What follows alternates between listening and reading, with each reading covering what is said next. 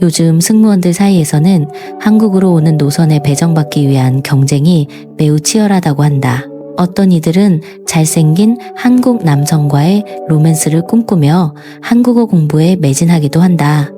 오늘의 주인공 역시 동료들 사이에서 강인함과 아름다움으로 소문난 프랑스 출신 승무원이다.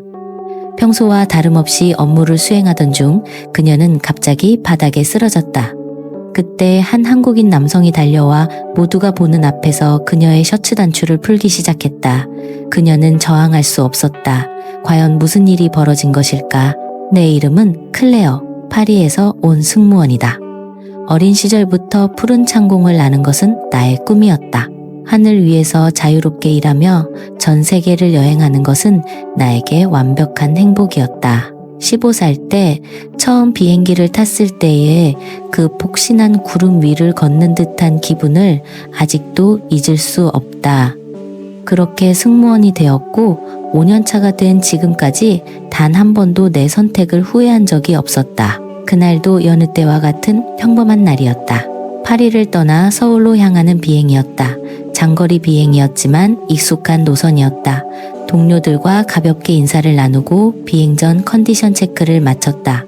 나는 항상 내 체력에 자신이 있었다.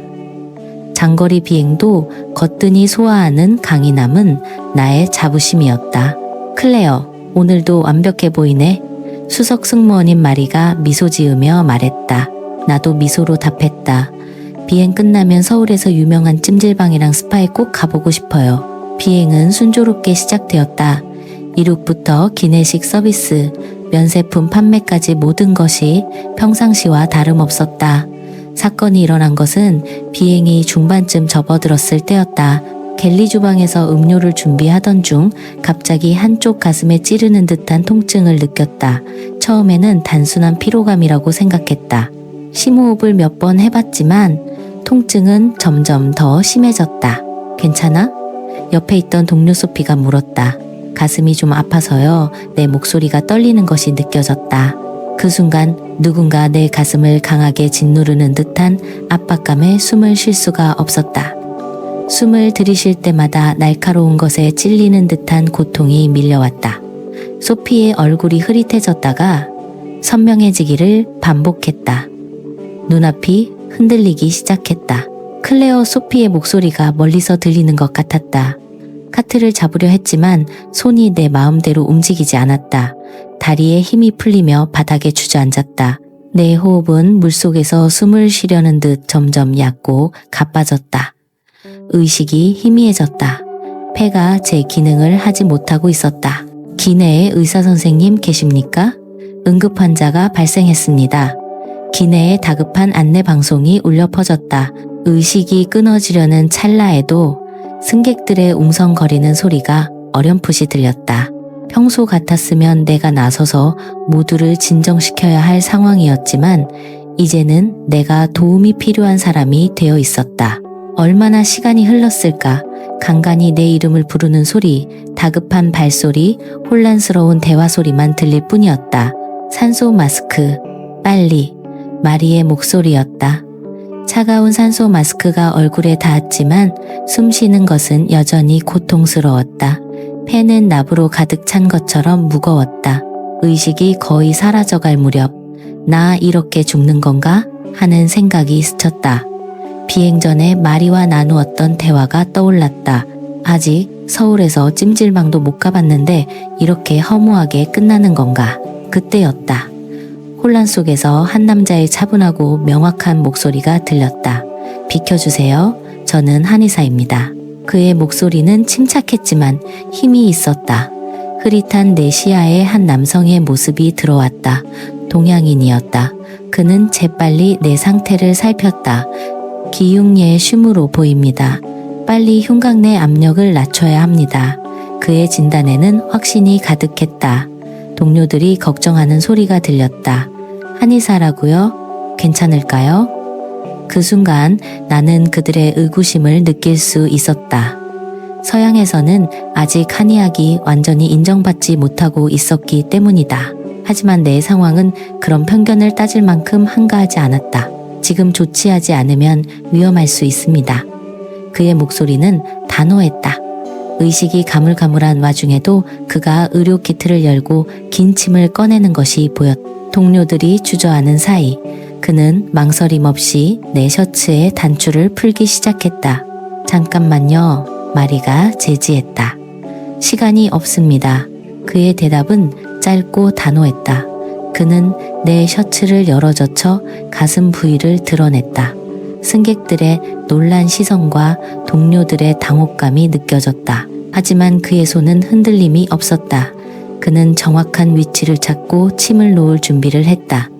곧 괜찮아질 겁니다. 그가 나지막이 말했다. 이상하게도 그 순간 나는 안도감을 느꼈다. 그의 눈빛에는 자신감과 따뜻함이 함께 담겨 있었다. 그는 망설임 없이 내 가슴에 침을 꽂았다. 처음에는 찌르는 듯한 통증이 있었지만 이내 푸슉하는 소리와 함께 가슴을 짓누르던 압박감이 사라지기 시작했다. 커다란 돌덩이가 굴러나가는 느낌이었다. 숨을 쉴 때마다 산소가 조금씩 폐로 들어오는 것이 느껴졌다. 생명이 다시 내 몸으로 돌아오는 것 같았다. 의식이 점차 뚜렷해지며 주변 사람들의 얼굴이 보이기 시작했다. 숨을 쉬고 있어. 소피의 목소리는 기쁨으로 가득했다. 안도의 한숨과 함께 승객들 사이에서 박수 소리가 터져 나왔다. 그 남자는 여전히 내 옆에 무릎을 꿇고 상태를 살피고 있었다. 감사합니다. 나는 힘겹게 말을 내뱉었다. 그는 미소를 지었다. 김준서라고 합니다. 한의사입니다. 한의사. 그 단어가 내 머릿속을 맴돌았다. 서양에는 잘 알려지지 않은 동양의 전통 의술. 하지만 이 순간 한의사인 그가 내 생명을 구했다는 사실만큼은 무엇보다 명확했다. 응급처치 후 비행기는 예정대로 서울로 향했다. 내 상태는 안정되었지만 준서 씨는 비행 내내 내 곁을 지켰다. 그는 주기적으로 내 맥을 짚고 호흡이 편안한지 물었다. 그의 손길은 따뜻했고 눈빛은 진실했다. 공항에 도착하면 바로 병원으로 가야 합니다. 이건 응급처치일 뿐이니 제대로 된 치료를 받으셔야 해요. 그가 말했다. 나는 고개를 끄덕였다. 비행기가 서울에 도착하자 구급차가 대기하고 있었다. 동료들은 걱정스러운 얼굴로 작별 인사를 했다. 준서 씨는 구급대원에게 기내에서 있었던 상황과 자신의 응급처치 과정을 상세히 설명했다. 저도 같이 가도 될까요? 그가 구급대원에게 물었다. 환자분과 어떤 관계이신가요? 구급대원이 되물었다. 우리는 방금 만난 사이였기에 잠시 망설임이 흘렀다. 하지만 준서 씨는 망설임 없이 대답했다. 기내에서 응급처치를 한 사람입니다. 상황을 좀 더 설명해야 할 수도 있습니다. 그렇게 그는 나와 함께 구급차에 올랐다. 병원으로 가는 내내 내 손을 꼭 잡아주던 그의 따뜻한 손길을 아직도 기억한다. 의식이 온전치 않았지만 그의 얼굴만은 또렷하게 기억났다. 나는 그때 알지 못했다. 이 우연한 만남이 내 인생을 송두리째 바꿔놓으리라는 것을. 그가 내 셔츠를 열고 가슴에 침을 놓았던 그 순간은 단순히 내 생명을 구한 것만이 아니었다. 그는 나에게 새로운 삶을 선물한 것이었다. 죽음의 문턱에서 만난 운명 같은 남자의 얼굴을 바라보며 나는 깊은 잠에 빠져들 듯 의식을 잃었다.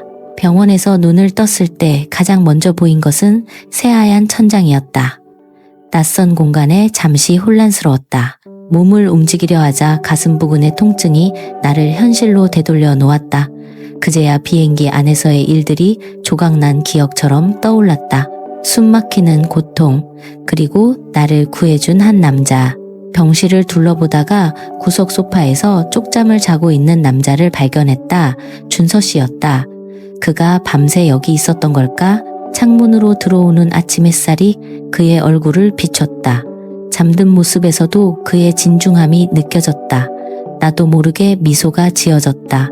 생면부지의 외국인을 위해 밤을 새우는 사람이 있다니 파리에서는 상상도 할 수 없는 일이었다. 이런 따뜻함이 한국 문화의 일부일까 아니면 김준서라는 사람의 특별함일까? 내가 침대에서 뒤척이는 소리에 준서 씨가 눈을 떴다. 그는 잠이 덜 깬 얼굴로 급히 다가와 내 상태를 살폈다. 깨어나셨군요. 몸은 좀 어떠세요? 그의 목소리는 여전히 차분했다. 네, 덕분에요. 훨씬 나아졌어요. 생각보다 목소리가 잠겨 있었다.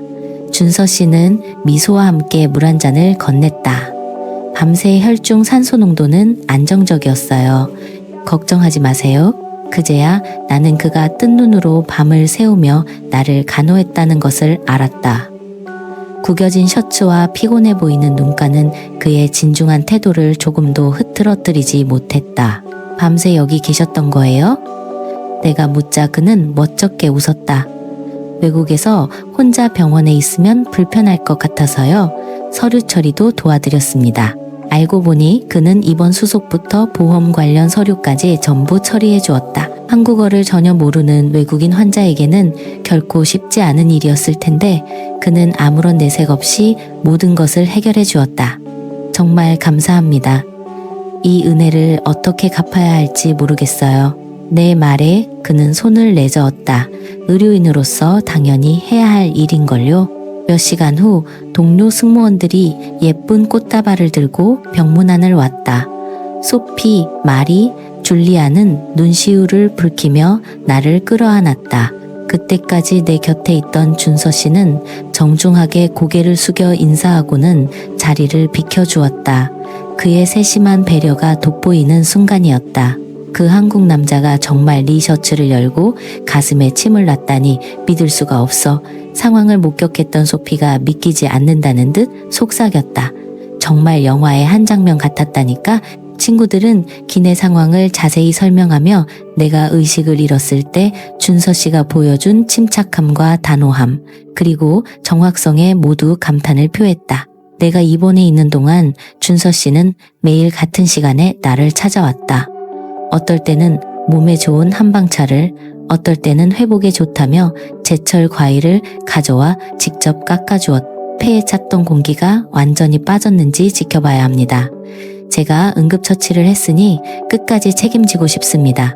그의 진심 어린 말에 내 심장이 두근거렸다. 완전 로맨스 영화 같아.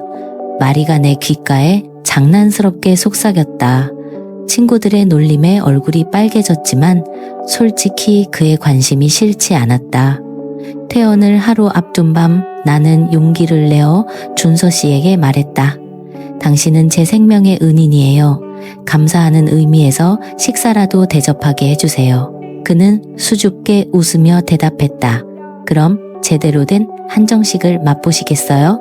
그것이 우리의 첫 데이트의 시작이었다. 우리의 첫 식사는 내가 퇴원한 다음 날 이루어졌다. 준서 씨는 병원 근처에 조용하고 분위기 좋은 한정식집으로 나를 데려갔다. 프랑스에서도 한식을 먹어본 적이 있었지만 본고장의 맛은 완전히 달랐다.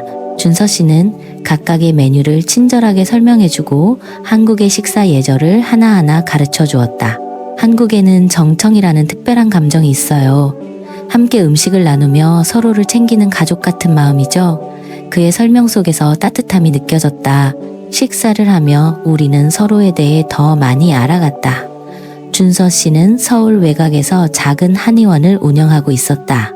그는 현대의학을 공부한 후 두 의학을 모두 이해하는 것이 환자를 더 잘 치료할 수 있다는 철학으로 전통 한의학을 다시 공부했다고 말했다. 서양에서는 한의학을 어떻게 보나요? 그가 물었다. 솔직히 나를 포함한 대부분의 서양인들에게 한의학은 여전히 신비롭고 때로는 의심스러운 분야였다. 하지만 그의 손에 내 생명이 구해진 후 나는 그런 편견이 얼마나 어리석은지 깨달았다. 사실 아직 잘 알려지지 않았어요. 하지만 당신이 제 생명을 구했으니 이제 저는 완전히 믿어요. 내 말에 그가 웃음을 터뜨렸다. 준서 씨는 자신의 소박한 일상에 대해 이야기해 주었다. 아침 일찍 일어나 명상을 하고 한의원에서 환자들을 돌보는 것으로 하루를 시작하며 때로는 약초를 구하러 지방으로 떠난다고 했다. 그의 이야기 속에는 환자에 대한 진심이 담겨 있었다. 단순히 병을 치료하는 것이 아니라 몸과 마음을 함께 치유하는 것. 그것은 현대의학이 종종 잊고 있는 부분이었다. 몸과 마음은 분리될 수 없어요. 두 가지가 모두 균형을 이룰 때 진정으로 건강한 상태가 되는 겁니다. 그의 말은 단순했지만 깊이가 있었다. 식사를 마친 후 준서 씨는 내가 한국에 얼마나 더 머무를 것인지 물었다. 원래 비행 스케줄상 이번 체류 기간에 추가 휴가가 있었다. 계획은 서울에서 이틀을 보내고 나머지는 다른 곳을 여행하는 것이었지만 갑작스러운 입원으로 모든 계획이 틀어졌다. 그리고 그 덕분에 나는 한 남자를 알게 되었고 이 기회를 놓치고 싶지 않았다. 서울 구경 좀 시켜주실 수 있나요? 나의 부끄러운 질문에 준서 씨는 미소를 지으며 답했다. 물론이죠. 우리는 다음 날 다시 만나기로 약속했다. 호텔로 돌아오는 길, 나는 이상한 설렘을 느꼈다. 준서 씨에 대한 감정은 단순한 고마움을 넘어 그 사람 자체에 대한 호기심으로 변해가고 있었다. 그의 차분한 목소리, 따뜻한 배려, 그리고 무엇보다 내 생명을 구했던 단호한 모습. 그 이미지들이 머릿속을 맴돌았다. 호텔에 도착해 동료들과 마주치자 모두들 걱정스러운 얼굴로 나를 맞았다. 소피와 마리, 그리고 다른 친구들은 기내에서의 일에 대해 다시 물었다. 당연히 이야기는 준서 씨에게로 흘러갔고 나는 그가 얼마나 친절하고 큰 도움이 되었는지 이야기했다. 그래서 그 한의사랑 데이트하고 온 거야? 소피가 짓궂게 물었다. 데이트는 아니고 그냥 감사 인사로 식사한 거야. 변명했지만 얼굴이 화끈거리는 것을 느꼈다. 한의사라 네 생명을 구해주긴 했지만 그걸 정말 의사라고 할 수 있을까? 마리가 의심스러운 표정으로 물었다. 서양에서는 아직 인정 안 하잖아. 그 말에 나는 순간 불쾌감을 느꼈다. 준서 씨는 내 생명을 구했는데 그가 진짜 의사가 아니라고 말하는 것은 부당하게 느껴졌다. 하지만 문화적 차이를 설명하는 것은 쉽지 않았다. 그가 어떤 의사이든 나를 살렸다는 사실은 변하지 않아. 나는 단호하게 대답했다. 다음 날 준서 씨는 약속대로 호텔로 나를 데리러 왔다. 그는 나에게 경복궁의 웅장한 아름다움과 활기 넘치는 광장시장을 보여주었다. 화려한 궁궐, 오래된 도심의 활기찬 분위기, 서울숲의 평화로움. 준서 씨와 함께한 시간은 여행 책자에는 없는 진짜 한국을 경험하는 것이었다. 한국 사람들은 정치잉이라는 특별한 감정을 중요하게 생각해요.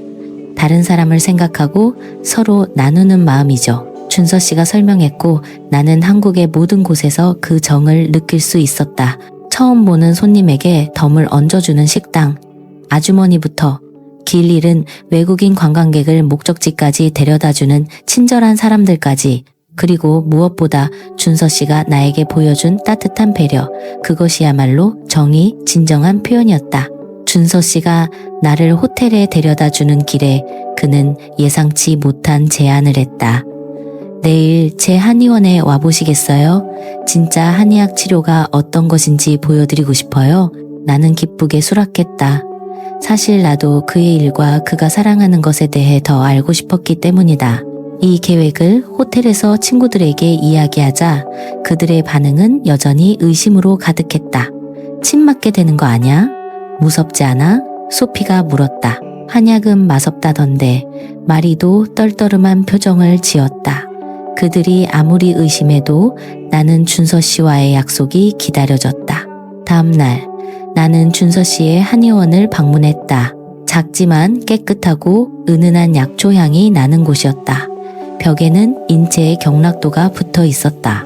준서 씨는 한의학의 기본 원리부터 진맥, 침술, 한약 처방까지 차근차근 설명해 주었다. 서양의학이 증상을 치료한다면 한의학은 근본적인 원인을 찾아 몸의 균형을 회복시키는 데 중점을 둡니다. 그의 설명은 명쾌했다. 그날 저녁 준서 씨는 나와 친구들을 토속적인 한식당에 초대했다. 우리에게 진정한 한국의 음식 문화를 경험하게 해주고 싶다고 했다. 처음에는 다소 어색한 분위기였지만 준서 씨의 차분하고 부드러운 태도의 분위기는 점차 부드러워졌다. 클레어가 비행기에서 쓰러졌을 때 정말 놀랐어요. 평소에 정말 건강하거든요. 마리가 말했다. 키가 크고 마른 체형의 사람들은 기압 변화에 더 민감할 수 있습니다. 특히 장거리 비행에서는요, 준서 씨가 전문가답게 설명했다.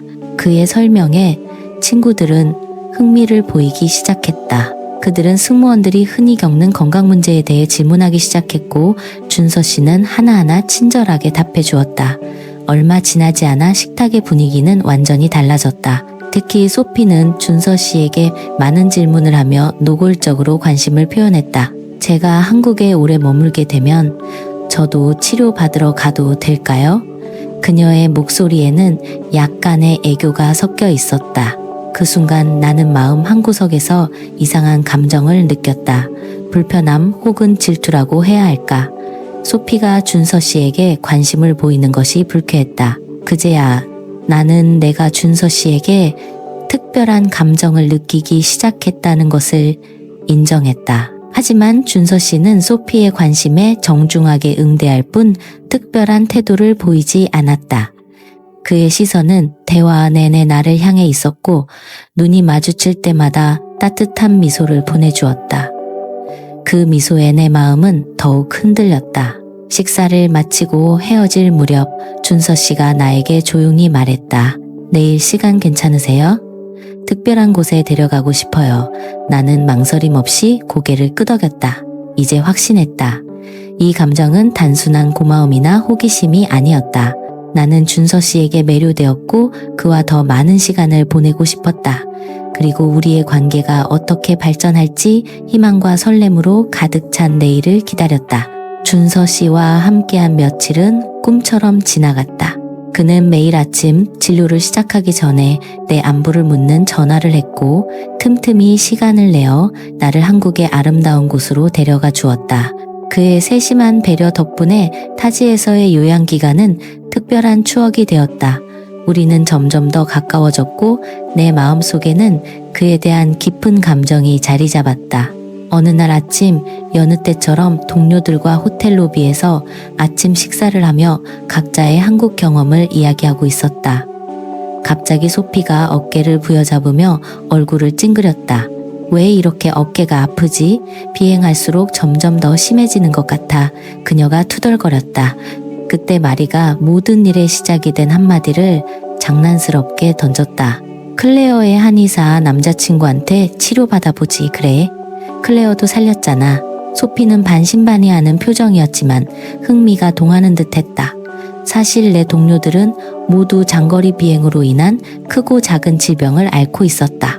목과 어깨 통증, 시차 적응 문제와 불면증 등 대부분 직업병이라 생각하고 참고 지낼 뿐이었다. 괜찮다면 내가 준서 씨에게 물어볼게. 아마 도움이 될 거야. 내가 제안했다.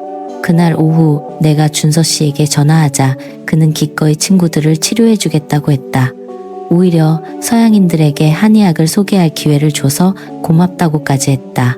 준서 씨의 한의원에 갈 날짜가 정해지자 동료 3명이 호기심 반 기대 반의 마음으로 함께 가기로 했다. 한의원으로 가는 날 택시 안에서 친구들의 표정은 여전히 의심으로 가득했다. 정말 효과가 있을까? 침을 놓는 건가? 아프지 않을까? 그런 질문들이 오갔다. 솔직히 나도 직접 한의학 치료를 받아본 적이 없었기에 확신을 줄 수는 없었다. 그저 준서 씨를 믿는다고 말할 뿐이었다. 한의원에 도착하자 준서 씨가 따뜻한 미소로 우리를 맞았다. 그의 한의원은 생각보다 현대적이었지만 전통적인 요소가 조화롭게 어우러져 있었다.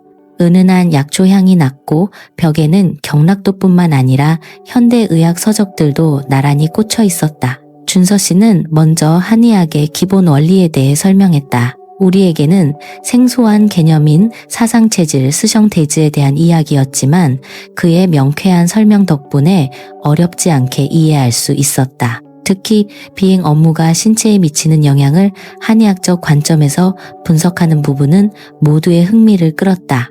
오랜 시간 같은 자세로 있는 것, 기압, 그리고 불규칙한 생활 패턴은 기와 혈의 순환을 방해합니다.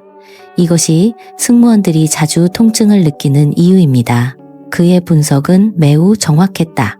첫 번째로 치료받은 사람은 만성적인 어깨와 목 통증을 앓고 있던 소피였다.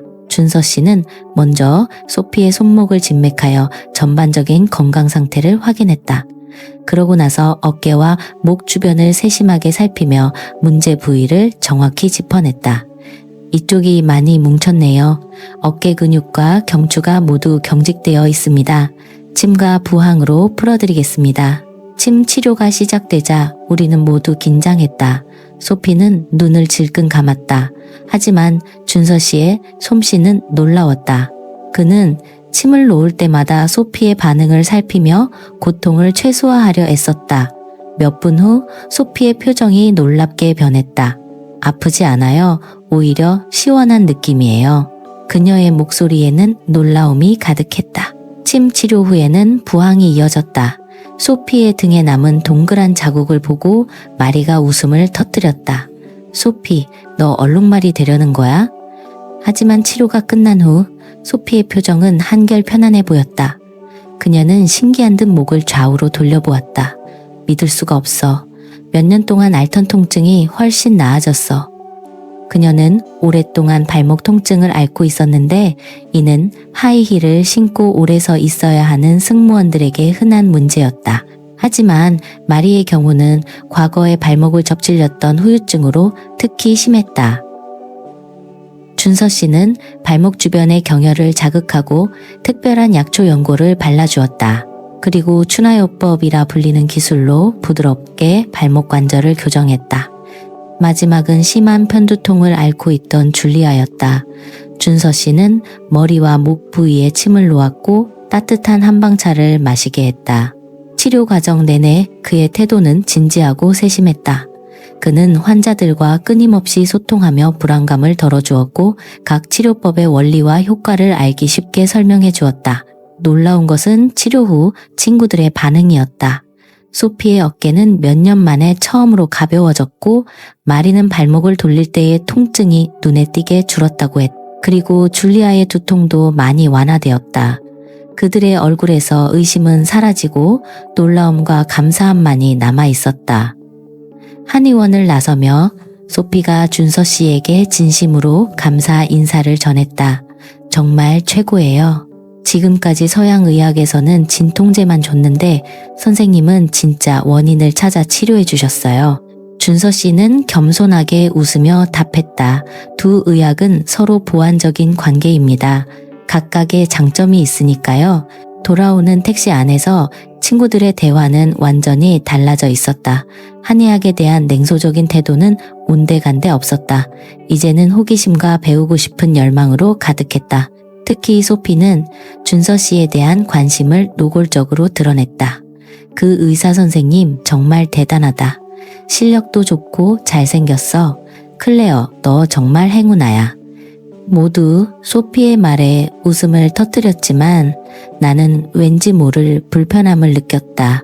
호텔에 돌아온 후 준서 씨에게서 메시지가 왔다. 친구분들 상태는 어떠세요? 불편한 곳은 없으신가요? 그의 세심한 배려가 담긴 메시지에 미소가 지어졌다. 친구들의 좋은 반응을 전하자 그도 무척 기뻐했다. 다음 날 아침 소피가 나에게 다가와 물었다. 클레어, 너 준서 씨랑 정말 사귀는 거야? 내가 망설이자 그녀가 말을 이었다. 아니면 내가 한번 대시해봐도 될까? 정말 매력적인 사람이던데. 그 말에 심장이 쿵 하고 내려앉는 것 같았다. 비록 준서 씨와 공식적인 관계는 아니었지만 다른 사람이 그에게 관심을 갖는다는 것이, 특히 아름답고 활발해서 남자들에게 인기가 많은 소피가 그에게 다가간다고 생각하니 기분이 좋지 않았다. 아직 확실한 관계는 아니지만 서로에게 특별한 감정이 있어. 나는 조심스럽게 대답했다.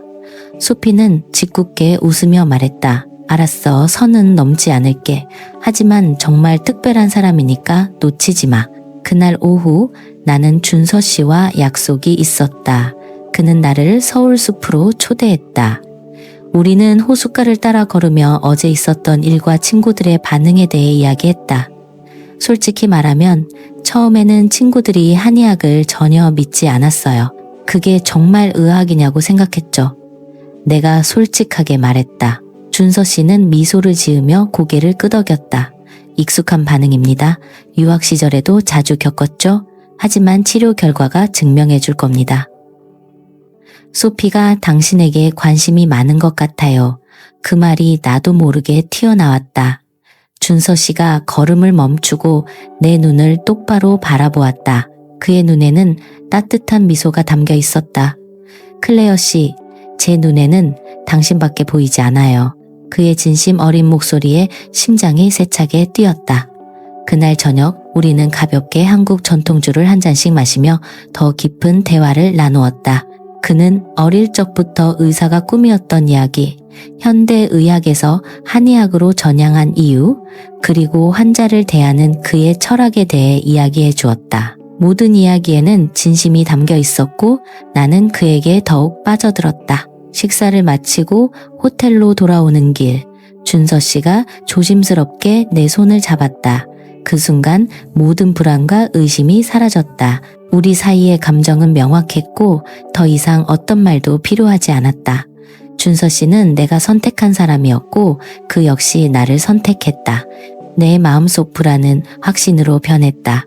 마치 친구들의 태도가 변했던 것처럼 나의 한국 체류 일정이 거의 끝나가고 있었다.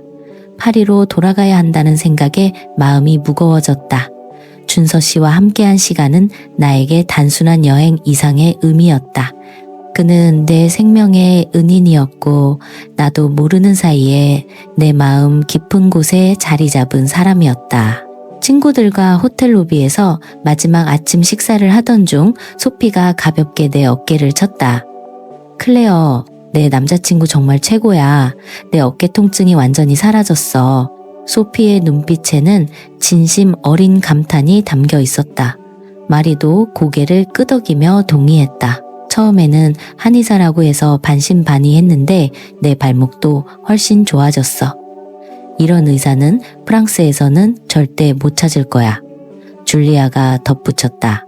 그의 솜씨에는 뭔가 특별한 게 있어. 단순한 기술이 아니라 환자를 진심으로 대하는 태도 말이야. 처음에 경멸과 조롱이 섞인 시선이 이제는 존경과 감탄으로 변해 있음을 느낄 수 있었다. 한의학에 대한 편견은 온데간데 없고 더 알고 싶어하는 호기심만이 남아 있었다. 친구들의 인정에 나는 말할 수 없는 뿌듯함을 느꼈다. 그래서 앞으로 어떻게 할 거야? 우리 내일이면 다 파리로 돌아가야 하잖아. 마리의 질문에 내 마음은 더욱 무거워졌다. 사실 그 질문은 나 자신에게 계속해서 던지고 있던 질문이었다. 나는 어쩌면 다시는 승무원으로 일할 수 없을지도 모른다는 생각에 사로잡혀 있었고 매 순간 새로운 일을 찾아야 하는지에 대해 고민하고 있었다. 방에서 짐을 싸고 있을 때 갑자기 전화가 울렸다. 회사에서 온 전화였다. 심장이 철렁했다. 기흉 때문에 해고당하는 걸까?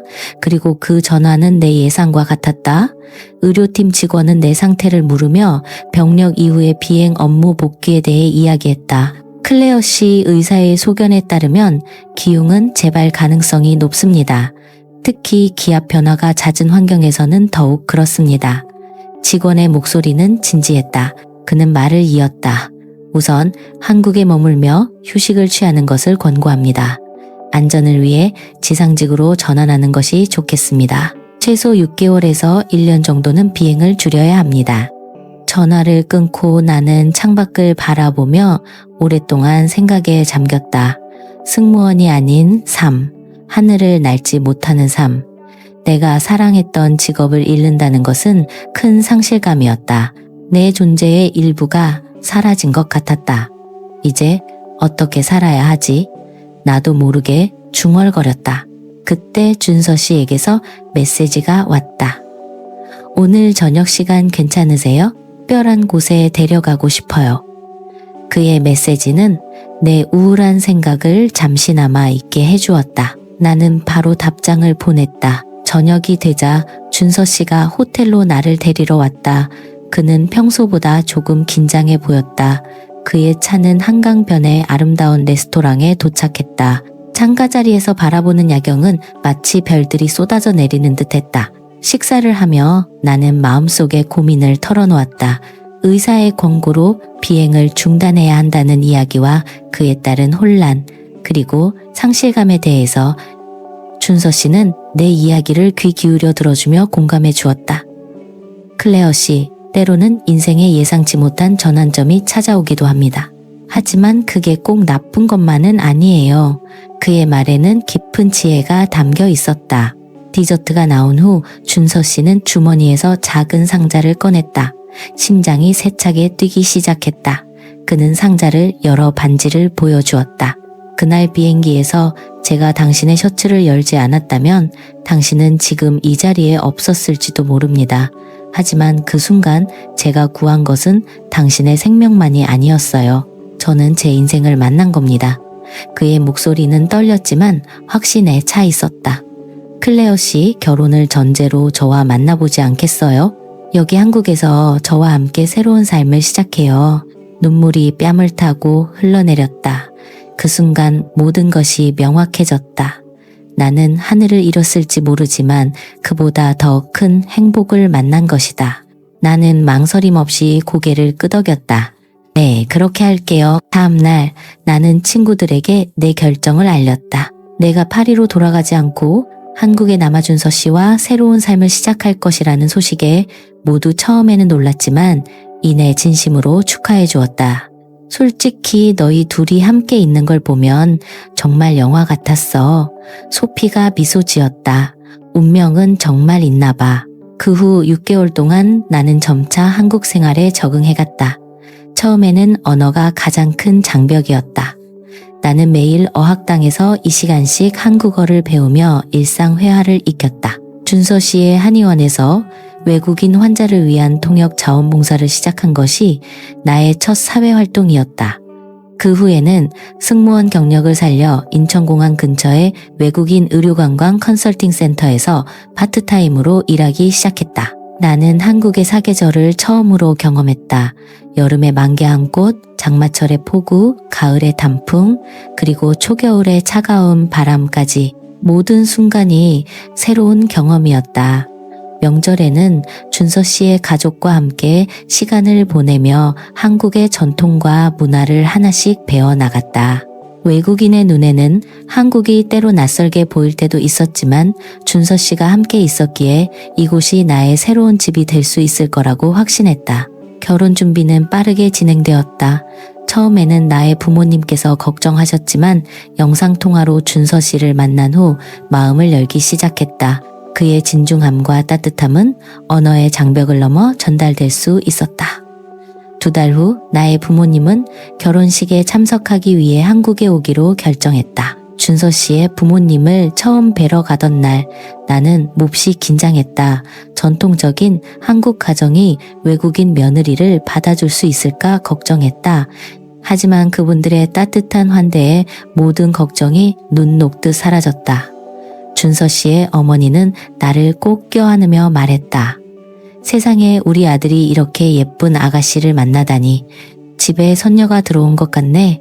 통역을 통해 대화해야 했지만 그 마음은 온전히 느낄 수 있었다. 양가상결례는 새로운 경험이었다. 처음에는 문화적 차이로 약간의 어색함이 있었지만 이내 웃음과 따뜻함으로 가득 찼다. 나의 아버지는 젓가락질을 하려 애쓰다. 몇 번이나 음식을 놓쳤지만 성공했을 때는 모두가 박수를 쳐주었다. 준서 씨의 부모님은 프랑스어 인사말인 봉주르, 번줄과 비양분이 비엔 메뉴를 준비해 오셨고 그 노력에 나의 부모님은 크게 감동했다. 언어는 달라도 마음은 통하는구나. 식사를 마친 후 어머니가 말했다. 결혼을 준비하며 나는 본격적으로 한국어를 공부했고 준서 씨는 프랑스어 공부에 더욱 매진했다. 우리는 서로의 문화를 이해하고 존중하며 우리만의 새로운 문화를 만들어가고 있었다. 한국 생활에 적응하는 것은 쉽지 않았지만 준서 씨의 도움으로 하나씩 극복해 나갈 수 있었다. 결혼식 날 하객석에는 내 승무원 동료들도 와 있었다. 소피, 마리, 줄리아는 이 날을 위해 특별히 휴가를 내어 참석해 주었다. 결혼 서약을 나눌 때 준서 씨의 눈에는 깊은 사랑이 담겨 있었다. 나는 떨리는 목소리로 말했다. 당신은 내 생명을 구했고 이제 내 인생의 남자가 되었어요. 이 순간은 새로운 시작이에요. 준서 씨는 내 손을 꼭 잡으며 답했다. 당신을 만난 것은 내 인생 최고의 행운입니다. 앞으로의 모든 순간을 함께 할게요. 피로연에서 소피가 다가와 속삭였다. 나도 이런 한국 남자 만나고 싶다. 정말 부러워. 우리의 결혼 소식은 항공사 소식지에도 실렸다. 하늘에서 시작된 운명이라는 제목 아래 응급 상황에서 만난 승무원과 한의사의 로맨틱한 이야기는 많은 사람들에게 감동을 주었다. 결혼 후 나는 종종 준서 씨의 한의원에서 외국인 환자 상담을 돕고 내 경험을 바탕으로 서양인들에게 한의학을 소개하는 작은 강연을 열기도 했다. 과거의 나처럼 한의학에 편견을 가졌던 사람들이 그 가치를 발견하는 것을 보는 것은 매우 특별한 기분이었다. 어느 날 준서 씨와 함께 한강변을 걷고 있었다. 그날은 우리가 처음 만났던 비행기 사고가 있었던 바로 그 기념일이었다. 나는 수면에 비친 도시의 불빛을 바라보며 지난 시간을 회상했다. 어쩌면 인생에서 가장 어두운 순간이 가장 찬란한 빛의 시작일지도 모르겠어요. 내가 말했다. 준서 씨는 내 손을 꼭 잡았다. 앞으로의 길도 우리 함께 걸어가요. 이건 이제 시작일 뿐이니. 그렇게 나는 하늘에서 운명처럼 만난 사람과 함께 한국에서 새로운 삶을 시작했다. 병 때문에 잃어버린 하늘 대신 나는 그보다 더 큰 행복을 찾았다. 이제 내 앞에는 새로운 길이 펼쳐져 있었고 그 길을 함께 걸어갈 사람이 있다는 것은 가장 큰 축복이었다.